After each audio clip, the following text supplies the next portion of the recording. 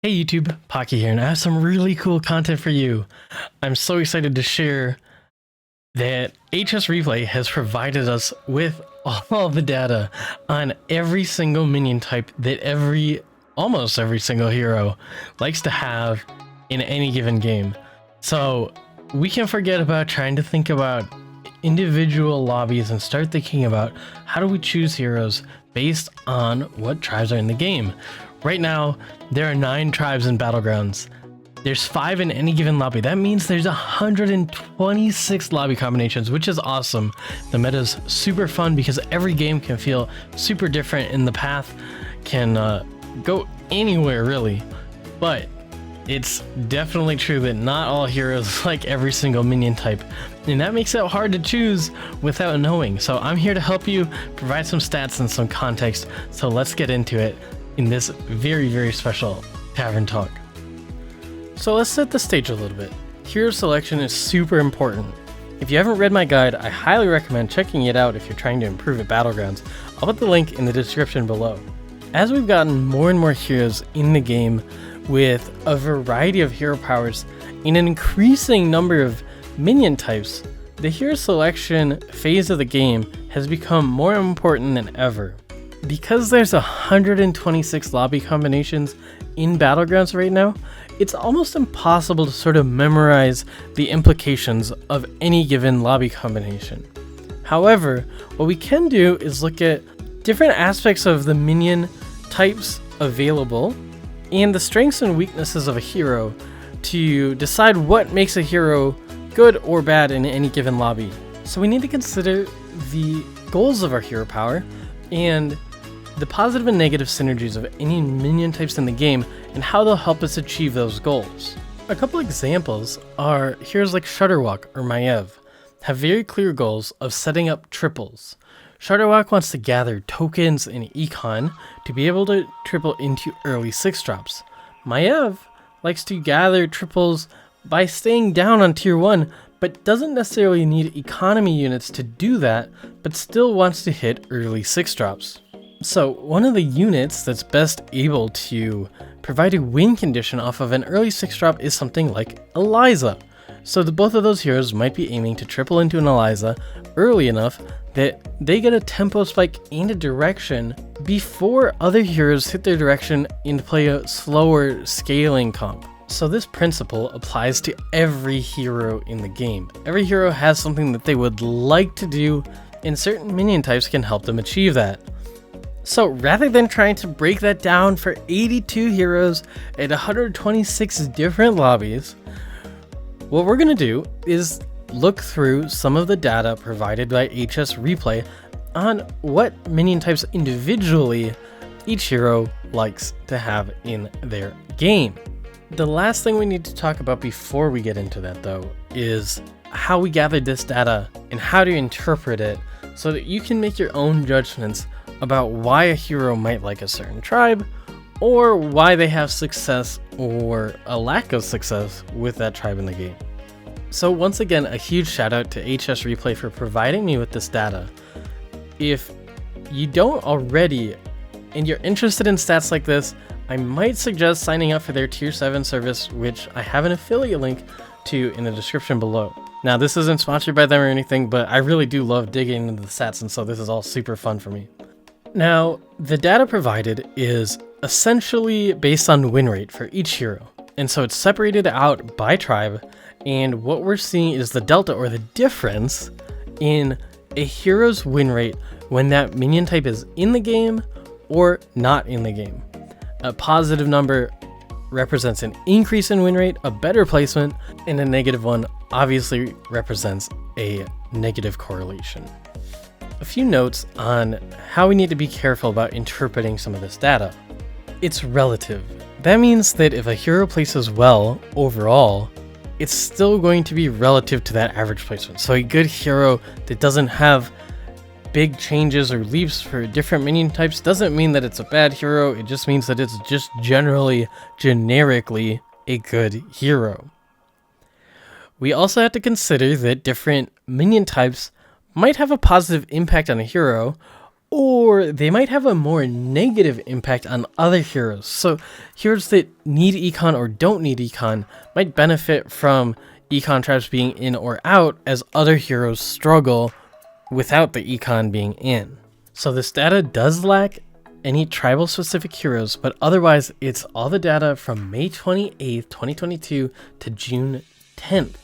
It's the top 20% of players that have used the HSReplay deck tracker during that period. Even though this doesn't apply to everyone, my philosophy is that if you try to emulate higher level players and understand those plays, eventually you will become that higher level player that you're trying to be. So, no more talking, let's just check out these stats.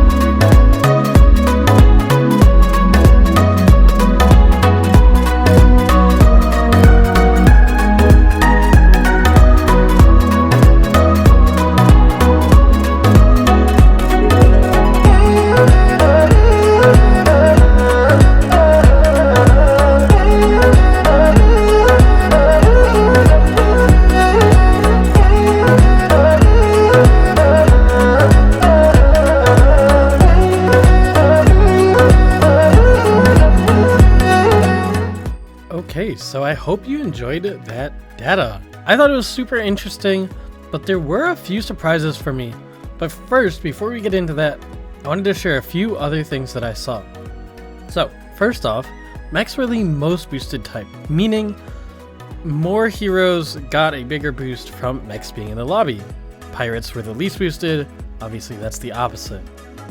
And then Beasts and then mechs were the swingiest types, meaning heroes either really wanted them in their lobby or really didn't want them in their lobby. Dragons were the least swingy type, and what that points out to me is that dragons are probably the weakest because not enough people are playing them, so there's not really many swings to be had. As for some other observations, some things to keep in mind when you're looking at the data yourself, there were a lot of very neutral or minion agnostic heroes, so heroes that didn't really care what was in or out. And that doesn't mean that they're bad, or oftentimes it means they're good because they're just generically good heroes, but that was something I noticed. There were some surprises. A lot of times I thought, oh, this would be better with mechs or pirates or something. But usually if you spend a few more seconds thinking about it, you could come up with the reason why something was good. And usually that tells you more than the data itself, right? That thinking and trying to figure out why that surprise exists. So I'm curious if you guys noticed any surprises, if you spent some time and thought about it. If you did, let me know in the comments. I would love to get some of your insights as well. And then the last thing I noticed was that certain heroes or minion types and that balance was more influenced by weaknesses at times rather than strengths. So we're inclined to sometimes think about, oh, this is what makes this hero strong. But there were some that, yeah, this is weak, whether it's mechs or something. The relative part that we talked about earlier really came into play, right? Where other heroes might be playing mechs better. And so even though that hero might seem like they kind of want mechs, they're actually relatively weaker than the other heroes that get boosted more. So I thought that was really interesting. I thought the data overall was really, really cool. And I hope you thought it was interesting too and found it useful. If you want to talk about it more, be sure to stop by my stream, twitch.tv/PockyPlays. And here, be sure to like this video if you want more of this content, comment your thoughts, and drop a subscribe to the channel so you can be there first when we release more of this sort of content. Thanks for watching, and as always, peace.